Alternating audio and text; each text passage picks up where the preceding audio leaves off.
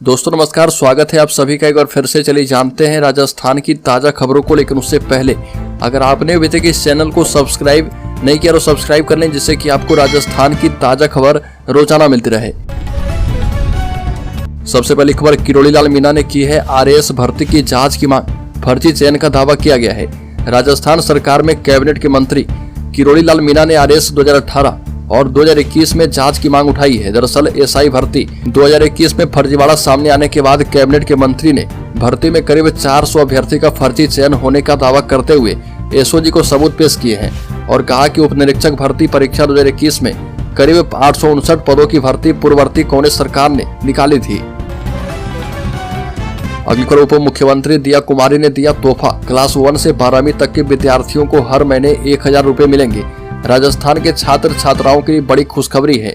उप मुख्यमंत्री दिया कुमारी ने लोकसभा चुनाव से पहले बालिकाओं को तोहफा दिया है और राजस्थान के विद्यालय एवं शिक्षण संस्थान में शौचालय निर्माण, भवन मरम्मत एवं रखरखाव के कार्य के लिए 250 करोड़ रुपए की वित्तीय स्वीकृति प्रदान कर दी है।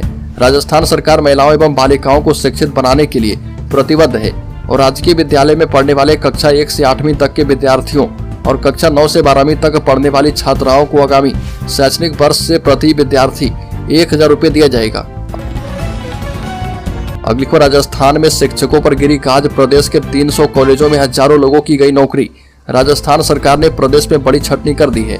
अब इस सहायक आचार्य को इस तरह से हटाए जाने पर उनके सामने रोजगार का संकट खड़ा हो गया है और कॉलेजों से हटाए गए शिक्षक सरकार पर रोजगार छीनने और बेरोजगार कर देने का आरोप लगा रहे।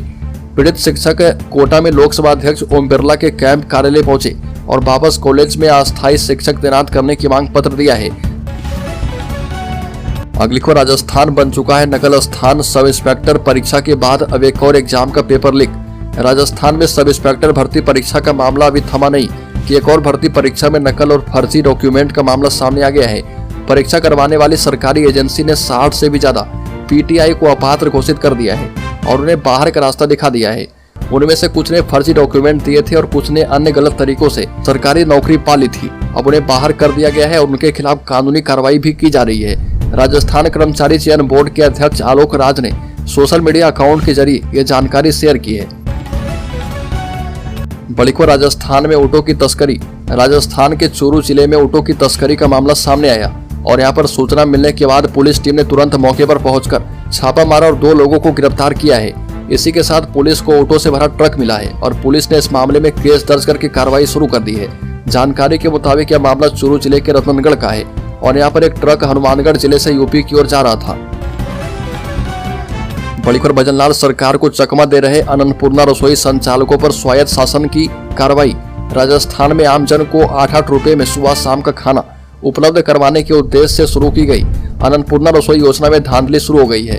रसोई संचालक फर्जी कूपन काटकर सरकार से मिलने वाली सब्सिडी की राशि उठाकर के अपनी जेबें भर रहे। फर्जी कूपन काटने का मामला सामने आने के बाद सरकार ने राज्य में संचालित 7 रसोई संचालकों पर लाखों रुपए की पेनाल्टी लगाई है। स्वायत्त शासन निदेशालय से मिली रिपोर्ट के मुताबिक ये रसोईया जोधपुर की बासनी, नागौर की लाडनू और भीलवाड़ा नगर परिषद के एरिया में संचालित होती है। अगली खबर, सुखदेव सिंह गोगामेडी हत्याकांड को लेकर करनी सेना का प्रोटेस्ट, बीजेपी सरकार को दी चेतावनी। श्री राष्ट्रीय राजपूत करनी सेना के राष्ट्रीय अध्यक्ष सुखदेव सिंह गोगामेडी की पिछले साल 5 दिसंबर को घर में घुसकर हमलावरों ने हत्या कर दी थी। अगले दिन 6 दिसंबर को पूरे देश भर में प्रोटेस्ट किया गया था। सुखदेव सिंह गोगामेडी की हत्या का मामला एक बार फिर से उठने लगा है और उदयपुर में श्री राष्ट्रीय राजपूत करनी सेना मेवाड़ के पदाधिकारियों ने कलेक्टर ऑफिस के सामने प्रोटेस्ट किया और इस दौरान अतिरिक्त जिला कलेक्टर को अपनी मांगों को लेकर ज्ञापन सौंपा है। अगली खबर, वैट घटाने की मांग को लेकर पेट्रोल पंप संचालक करेंगे हड़ताल। बता दें कि पेट्रोलियम डीलर्स एसोसिएशन ने सरकार के खिलाफ आर पार की लड़ाई का ऐलान कर दिया है। श्रीगंगानगर पेट्रोलियम डीलर्स एसोसिएशन के जिला अध्यक्ष आशुतोष गुप्ता ने बताया कि सरकार लंबे समय से वैट में कटौती नहीं कर रही है और डीलरों का कमीशन भी नहीं बढ़ाया गया है। ऐसे में श्रीगंगानगर समेत प्रदेश भर के पेट्रोल डीजल पंप संचालकों ने 10 मार्च से हड़ताल पर जाने का फैसला किया है। राजस्थान में बढ़े वैट के कारण पेट्रोल पंप संचालकों को लगातार घाटा हो रहा। तो दोस्तों, खबरों में और भी आगे बढ़े उससे पहले मैं आपको जानकारी दे दूं कि इस चैनल पर हर दिन एक गिव अवे क्वेश्चन पूछा जा रहा है और ये अगले 30 दिनों तक चलने वाला है। तो आप चैनल को सब्सक्राइब करके बेल आइकॉन वीडियो की नोटिफिकेशन सबसे पहले पाने के लिए दबा लें और जो सब्सक्राइबर 30 दिनों में सबसे पहले और ज्यादा उत्तर देंगे उन्हें इस चैनल की तरफ से 1001 रुपए गिव अवे के तौर पर दिया जाएगा। तो इस क्विज सीरीज का 23वां सवाल है कि नमक का रासायनिक नाम क्या है। इसमें पहला ऑप्शन है फास्फोरस, दूसरा ऑप्शन है सोडियम क्लोराइड, तीसरा ऑप्शन है सोडियम सल्फेट और चौथा ऑप्शन है अमोनिया क्लोराइड। तो जल्दी से इसका सही जवाब कमेंट बॉक्स में आप दीजिए और शामिल हो जाइए 3 लाख सब्सक्राइबर में, जिन्हें 1001 रुपए गिव अवे के तौर पर दिया जाएगा। तो चलिए फिर से बढ़ते हैं खबरों की ओर। अगली खबर, अशोक गहलोत ने कहा कि देश में भय एवं डर का माहौल है, देश में संविधान एवं कानून का राज होना आवश्यक है। पूर्व मुख्यमंत्री अशोक गहलोत अपने परिवार के साथ जयपुर के लिए रवाना हुए थे और उन्होंने कहा कि लोकसभा का चुनाव सामने है, तैयारियां चल रही है। जिस प्रकार के हालात बन रहे देश में वो बहुत खतरनाक बन रहे। लोगों को समझ में आ सकता है कि बिना संविधान के देश नहीं चल सकता है। अशोक गहलोत ने कहा कि बहुत खतरनाक खेल चल रहा और पैसे के बल पर सब कुछ संभव है और इनके सामने कांग्रेस सहित विपक्ष के पास कुछ नहीं है। कोई भी चंदा देने से भी अब कांग्रेस को डरता है। चंदा दे दिया 5 लाख का तो भी प्रधानमंत्री को मालूम पड़ जाता है और तभी ईडी आ सकती है। अगली खबर, राजस्थान की डिप्टी सीएम दिया कुमारी का बड़ा ऐलान, प्रदेश के 70 लाख विद्यार्थी को मिलेगा बड़ा तोहफा। राजस्थान के उप मुख्यमंत्री दिया कुमारी की ओर से सरकारी स्कूल में पढ़ रहे विद्यार्थी को बड़ी सौगात दी गई है।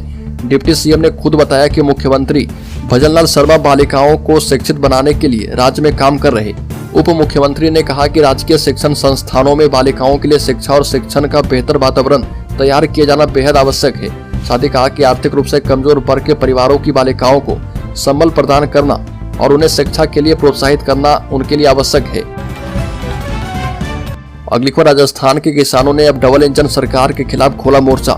न्यूनतम समर्थन मूल्य एमएसपी पर खरीद की गारंटी सहित कई अन्य मांगों को लेकर किसान आंदोलन जारी है और इस आंदोलन में जहां पंजाब हरियाणा के कई किसान संगठन दिल्ली कूच का बार बार आह्वान कर रहे, वहीं राजस्थान के किसानों ने भी इसी तरह का कानून राज्य में बनाए जाने को लेकर मोर्चा खोल दिया है। और प्रदेश के प्रमुख किसान संगठनों में से एक किसान महापंचायत ने राज्य सरकार से न्यूनतम समर्थन मूल्य पर गारंटी को लेकर कानून बनाने की मांग की है। बड़ी खबर, कांग्रेस नेता राहुल गांधी ने आगामी लोकसभा चुनाव से पहले युवाओं एवं किसानों के लिए 2 बड़ी घोषणाएं करते हुए कहा कि केंद्र में उनकी पार्टी की सरकार बनने पर 30 लाख सरकारी नौकरियां दी जाएगी एवं फसलों के न्यूनतम समर्थन मूल्य पर कानूनी गारंटी दी जाएगी। और राहुल गांधी ने कहा कि केंद्र में सरकार बनने पर कांग्रेस युवाओं के लिए 5 ऐतिहासिक काम करने जा रही है, जिनमें भर्ती का भरोसा, पहली नौकरी पक्की और पेपर लीक से मुक्ति, गिग इकोनॉमी में सामाजिक सुरक्षा और युवा रोशनी शामिल है।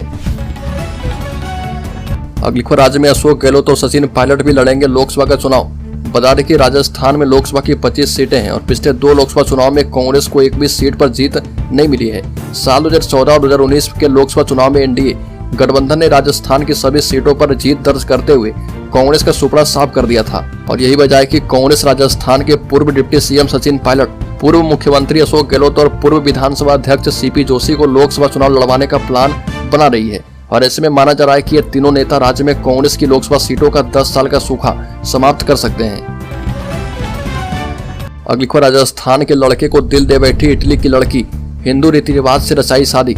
बता दें कि इन दिनों जैसलमेर में एक विदेशी महिला और मेहदीपुर बालाजी के एक युवक की शादी की चर्चा है, जहां इटली की एक लड़की राजस्थान के लड़के को अपना दिल दे बैठती है और दोनों जैसलमेर में हिंदू रीति रिवाज से शादी के बंधन में बंध गए हैं। और बीती रात इटली की क्रिस्टीना और मेहदीपुर बालाजी निवासी ऋतुराज ने जैसलमेर के बेरा हाउस में अग्नि के 7 फेरे लिए और ये शादी हिंदू रीति रिवाज से किया गया। बता दें कि जहां एक और क्रिस्टीना इटली से आती है, वहीं ऋतुराज ब्राह्मण परिवार से ताल्लुक रखते हैं। बड़ी खबर, राज्य में नरेगा संविदा कर्मी के लिए भजनलाल सरकार का बड़ा फैसला, 4966 पदों पर किया नियमित। नरेगा संविदा कर्मी को भजनलाल सरकार ने बड़ी राहत दी है। राज्य सरकार ने प्रदेश के 4966 नरेगा संविदा कर्मी को नियमित किया है। इनकी नियमितता के आदेश को ग्रामीण विकास उप सचिव प्रशासन बाबूलाल वर्मा ने जारी किए हैं। इसको लेकर नरेगा कार्मिक संघ अध्यक्ष दिनेश मीना, कैबिनेट मंत्री किरोड़ीलाल मीना का आभार जताया है। बड़ी खबर, आर्मी की नौकरी छोड़कर सब इंस्पेक्टर बना युवक, पेपर लीक मामले में गिरफ्तार डीएसपी का बेटा भी पकड़ा गया। 29 फरवरी को राजस्थान पुलिस सब इंस्पेक्टर भर्ती परीक्षा 2021 के पेपर लीक मामले में मास्टरमाइंड जगदीश बिश्नोई की गिरफ्तारी के बाद रोज नए नए खुलासे हो रहे और इस मामले में जांच के लिए गठित एसओजी की टीम ने राजस्थान पुलिस अकादमी में ट्रेनिंग ले रहे 14 सब इंस्पेक्टर को गिरफ्तार किया था। इस मामले में नया खुलासा यह हुआ है कि इस मामले में पकड़ा गया एक फर्जी सब इंस्पेक्टर डीएसपी का बेटा है। वहीं एक युवक वो भी है जिसने आर्मी की नौकरी छोड़कर सब इंस्पेक्टर की परीक्षा पास की थी, लेकिन अब दोनों हवालात का हवा खा रहे। बड़ी खबर सीनियर टीचर पेपर लीक के मास्टरमाइंड की प्रॉपर्टी सीज। जयपुर में सुरेश ढाका और भूपेंद्र सारन की प्रॉपर्टी पर ईडी ने लगाया भारत सरकार का बोर्ड। सीनियर टीचर भर्ती पेपर लीक मामले में आरोपी सुरेश ढाका और भूपेंद्र सारन समेत 6 लोगों की प्रॉपर्टी ईडी ने सीज कर दी है।